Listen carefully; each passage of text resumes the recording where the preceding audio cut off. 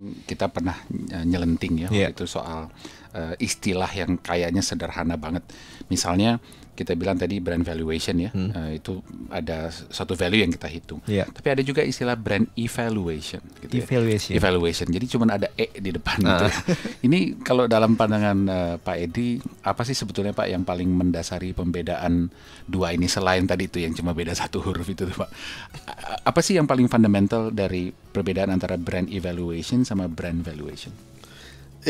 Kalau saya masalah definisi mungkin I'm not the expert ya, tapi saya coba membedakan secara praktisi saja antara evaluasi dan dengan valuasi. Evaluasi itu kan sesuatu yang dilakukan terhadap sesuatu yang sudah berlangsung. Jadi menilai, mungkin lebih gampang evaluasi itu lebih cocok lebih padan kata lebih cocok dengan review. Sesuatu yang sudah pernah terjadi. Sudah pernah terjadi, kita lihat. Sementara kalau kita bicara valuasi, itu selalu bicara tentang future. Tidak pernah valuasi itu bicara tentang history. Itu sangat berbeda. Nah, kenapa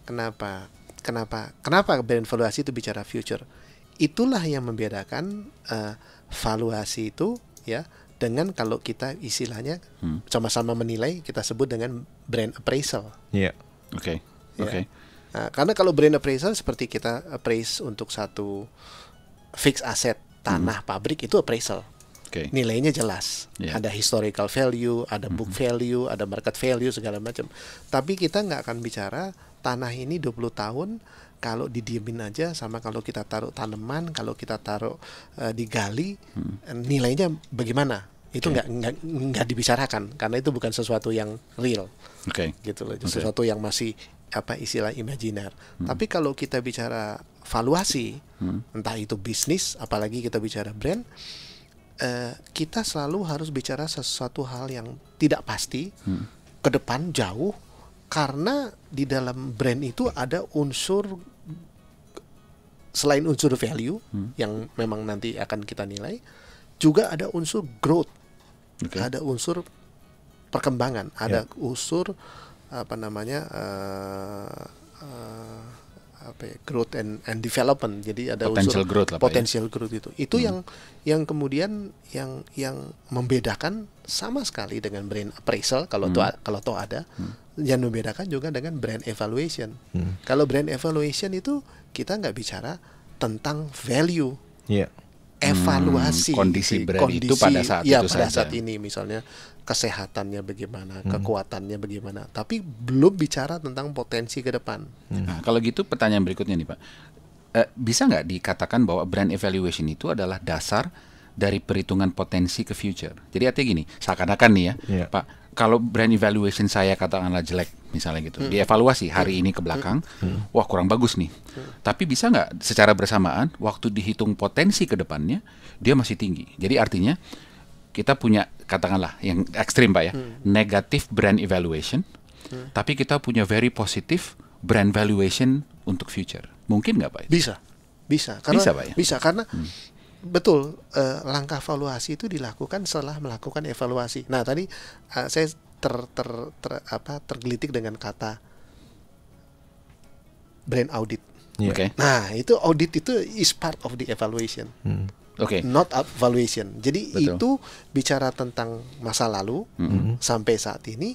Kemudian berdasarkan masa lalu ini kita membuat perhitungan, prediction. Walaupun performance kita saat ini dari segi brand evaluation Pak, itu katakanlah nggak begitu baik. Betul. Nggak apa-apa ya? Nggak apa-apa. Tapi kita melihat ada satu potensi. Kita melihat ada satu breakthrough yang kita lakukan sehingga nilainya itu nggak seperti yang tadi yang kita langsung kalau selama ini tumbuh dengan 5%. Kita nggak mulai tahun depan kita tumbuh dengan 25%. Kenapa tumbuh 20%? Karena kita ada opportunity. Entah opportunity dari market atau opportunity dari kita punya internal strategi sendiri yang kita rubah. Jadi brand valuation tidak bisa juga Pak dikatakan itu adalah brand evaluation plus brand appraisal, Pak. Enggak ya. Karena tidak berbanding lurus. Brand evaluation dan appraisal tadi kan segini. Kalau evaluation itu tidak selalu hal-hal yang hubungannya dengan kuantitatif. Yeah. Evaluasi secara umum lah. Ya, kita menilai ini posisi kita bagaimana sekarang. Tapi begitu kita bicara ngomong valuation itu menjadi satu yang lain karena sudah titik beratnya kepada value. Kepada nilai, bukan kondisi ini sehat tidak sehat, benar atau tidak benar, strategi kita nih sudah tepat atau tidak tepat, optimal atau tidak, bukan itu. Jadi untuk confirm aja nih Pak ya di dalam pemahaman saya. Jadi walaupun sebuah bisnis up to now katakanlah performance-nya tidak begitu baik karena satu dan lain hal total Pak ya, brand, bisnis dan sebagainya, tapi tetap dia bisa di-value dengan nilai yang besar karena ada suatu potensi di masa mendatang yang menjanjikan. Persis. Masih bisa Pak ya. Oke. Betul. Saya kira itu menarik. Kalau kita berkaca pada contoh kasus ya, ada salah satu televisi swasta yang dijual, mungkin karena pemilik lamanya udah nggak bisa mengembangkan ya sisi keuangan dari TV lama itu. Betul. Cuma pemilik barunya kan melihat ada satu potensi yang bisa dikembangkan ya. Mungkin ada beberapa acara yang kalau kita desain sedikit aja mungkin bisa disukai oleh pemirsa. Betul. Ternyata terbukti kan sekarang. Jadi juga ya. Benar.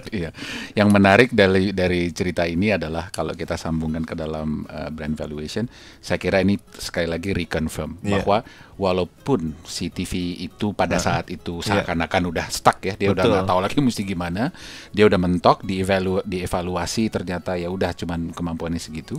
Tapi pada waktu adanya pihak lain yang mungkin mau akuisisi atau mengambil alih dengan memperhitungkan misalnya resources dan sebagainya, dia punya satu opportunity lain yang dia bisa bawa ke institusi ini sehingga suddenly dia tiba-tiba punya satu future ya, suatu opportunity lain di masa mendatang yang membuat dia menjadi masih punya potensi. Jadi dia nggak mati. Jadi ini sekali lagi saya kira makanya menarik sekali ya isu brand valuation ini karena walaupun pada saat ini dia dianggap katakanlah udah nggak begitu baik, malah dalam beberapa kasus sudah mau pilot misalnya gitu ya, bisa diambil alih oleh orang lain yang mana nanti dia masih bisa beli itu dengan nilai premium ya dari kacamata si penjual dan ternyata masih punya suatu future potential yang tetap luar biasa. Jadi orang pikir ini kemarin saya dengar katanya udah mau mati gitu ya. Nggak lama diputar 2-3 bulan tahu-tahu dia punya satu potensi. Itu dia itu challenge-nya kali itu dia challenge-nya. Mungkin saya katakan brand itu merupakan hidden value. Nah, hiddennya itu yang kemudian dibaca oleh investor. Yang kita sendiri tidak lihat, tapi orang lain bisa lihat. Gitu dia bisa unlock the potential. Apalagi beberapa acaranya tuh nge-branding banget ya, kalau nggak salah ya. Iya kan? Udah punya pemirsa yang lumayan banyak. Betul.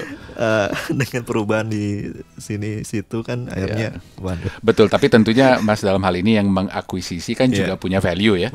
Jadi waktu dia gabung yang dia acquire dijadiin satu dengan yang mengakuisisi itu menjadi satu total satu total value yang tiba-tiba punya value yang lebih besar lagi kan.